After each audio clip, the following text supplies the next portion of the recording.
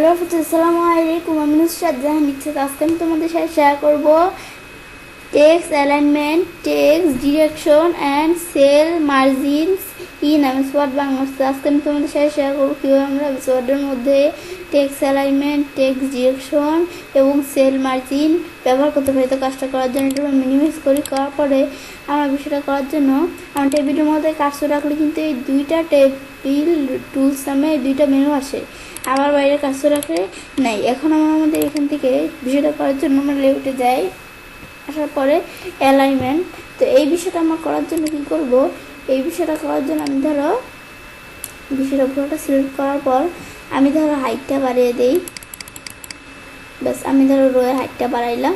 ব্যাস বাড়ানোর পর এখন আমি ধরো এই যে আমাদের কী করি, আমি ধরো এই সবগুলো রোয়ের হাইট ধরো বাইয়া গেলো।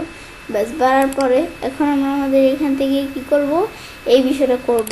তো করার জন্য আমি এখন ধরো বিষয়টা পুরোটা সিলেক্ট করতে হবে, বা আমি চাইলে এখানে ক্লিক করতে পারি। সিলেক্ট করার পরে এখন আমাদের এই বিষয়টা কিন্তু এটা দেওয়া থাকে, কিন্তু আমি যদি এটা দিই, এটা কিন্তু আমাদের কি দেওয়া থাকে, আমাদের top centre, align top centre. আমি যদি এটা টপ লেফট দেই তাহলে এই লেখাটা আমাদের উপর দিকে চলে আসবে, মানে টেবিলটা পুরো টেবিলটাই উপর দিকে চলে আসবে, লেখাগুলো বাম সাইডে চলে আসবে। আর আমাদের টপ সেন্টার দিলে আমাদের কি হইলো, এই উপর দিকেই থাকলো আমাদের টেবিলটা, আর আমাদের লেখাগুলা আমাদের মধ্যেখানে চলে আসলো। এটা দিলে ডান দিকে চলে আসলো, উপরেই থাকবে। আর এটা দিলে আমাদের সেন্টার লেফট। তো সেন্টার লেফট এটা দিলে কি হবে, আমাদের এই বিষয়টা এই লেখাগুলো কিন্তু সেন্টারে চলে আসবে। এই যে আমাদের এই সেলগুলার একবারে মাঝখানে কিন্তু লেখাগুলো চলে আসছে।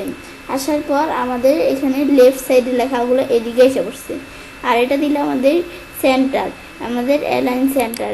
ডাইরেক্ট এটা দিলে কি হবে, আমাদের ডাইরেক্ট সেন্টারে, এই যে আমাদের সেন্টারেই কিন্তু আমাদের লেখাগুলো আসছে। আর এই সেন্টারেই কিন্তু এই আমাদের এখান থেকে এই সেলটার সেন্টারে, মানে একবারে মাঝখানে আমাদের লেখাটা বসছে। তো এটা আমরা দেখলাম। আর এটা দিয়ে আমাদের সেন্টারে রাইট দিলে এই লেখাটা আমাদের মধ্যে এখানে আসে, আর আমাদের ডান দিকে চলে আসছে।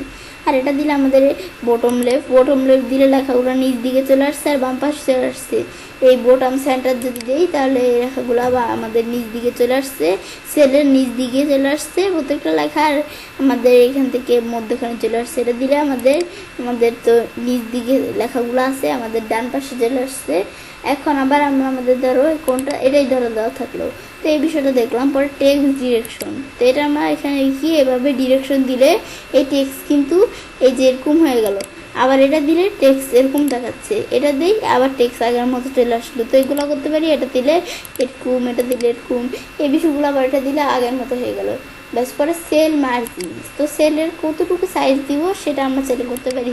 তো টপে দেওয়া আছে 0, টপে দ্বারা আমি এখান থেকে বাড়াইতেও পারি চাইলে, বা আমি যদি লেখা দেয়, আমি ধরো এখান থেকে বিষয়টা লেখা দেই, ধরো আমরা কত 2.3 ইঞ্চি, এদিকে 0 ইঞ্চি দেওয়া আছে বটমে, আমি ধরো দিয়ে দিলাম আমাদের 1.5 ইঞ্চি বটমে। আর আমাদের এখান থেকে মানে কতটুকু কী থাকবে, লেফটে ধরো দিলাম কত, আমাদের এখান থেকে আমাদের 1.8 ইঞ্চি।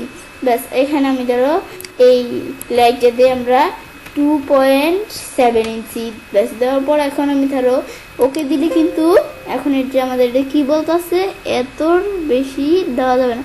আমি ধরো এখান থেকে দিলাম কত, আমরা 2.7 ইঞ্চি না দিয়ে আমি ধরো আমাদের দিলাম আমাদের 0.5 ইঞ্চি, এটাও ধরো দিতে পারি আমরা, জাস্ট একটা তোমাদের দেখানোর জন্য দিতেছি। এখন ওকে দিই, দেওয়ার পর কিন্তু দেখতে পাচ্ছি এই প্রত্যেকটা সেলের সাইজ, সেল মার্জিনস মানে সেলের তো একটা মার্জিনস আছে, তো এই প্রত্যেকটা সেলের সাইজ দেখতে পাচ্ছি আমরা এরকম হয়ে গেছে, উপরে নিচে আমাদের ডানে বামে এরকম আমাদের কিন্তু আমাদের এই যে মার্জিনসের বিষয়টা হলো। তো এভাবে এই মার্জিনসের বিষয়টা করার পরে এখন আমরা আমাদের এটা দেখলাম, দেখার পর বারান্ড করে আমরা আগের মতো নিয়ে আসার পর আবার আমরা সেল মার্জিনসে যাই, যার পর আমরা এভাবে বিষয়টা করা ছাড়াও এই যে অ্যালাউ স্পেসিং বিটুইন সেল, তো এখানে আমরা ক্লিক করে এটা দিয়ে আমরা আমাদের কতটুকু বাড়াবো, ব্যাস আমি ধরো এতটুকু বাড়ালাম। এখন আমরা যদি ওকে দিই, ওকে দিলে এই যে আমাদের স্পেসিংয়ের বিষয়টা, আমাদের এই বিষয়টা আমরা চাইলে এভাবে করতে পারি, এই যে স্পেসিং।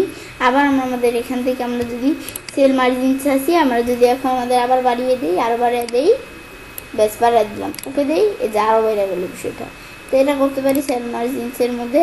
তো এখন আবার আমি যদি এখন আমরা দেখি কত আমরা যেত দেওয়া থাকে আগের মতো করতে চাইলে আমরা এখান থেকে আমরা যদি 0 দিয়ে দিই 0 থাকবে, আর আমাদের এটা আমরা উঠিয়ে দিলাম, উঠিয়ে দিয়ে ওকে দিলে ব্যাস বিষয়টা উঠে গেলো।